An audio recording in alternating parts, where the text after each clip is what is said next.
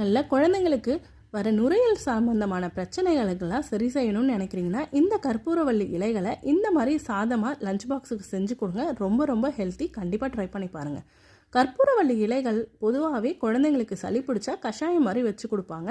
ஆனால் சில குழந்தைங்க சாப்பிட மாட்டாங்க. அவங்களுக்குலாம் இந்த மாதிரி ஹெல்த்தியான ஒரு வெரைட்டி ரைஸ் செஞ்சு கொடுத்தீங்கன்னா ரொம்ப ரொம்ப விரும்பி சாப்பிடுவாங்க. ஒரு பேனில் 2 ஸ்பூன் தேங்காய் துருவல், வேர்க்கடலை, காஞ்ச மிளகா, கருவேப்பிலையை ட்ரை ரோஸ்ட் பண்ணி வறுத்து பவுடர் பண்ணி வச்சுக்கோங்க.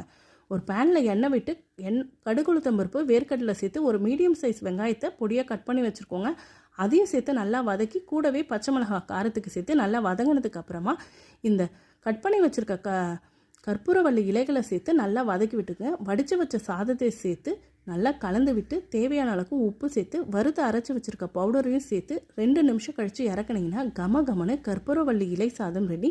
கண்டிப்பாக ட்ரை பண்ணி பாருங்கள். வீடியோ பிடிச்சிருந்தால் லைக் பண்ணுங்கள், ஷேர் பண்ணுங்கள், சப்ஸ்கிரைப் பண்ணுங்கள்.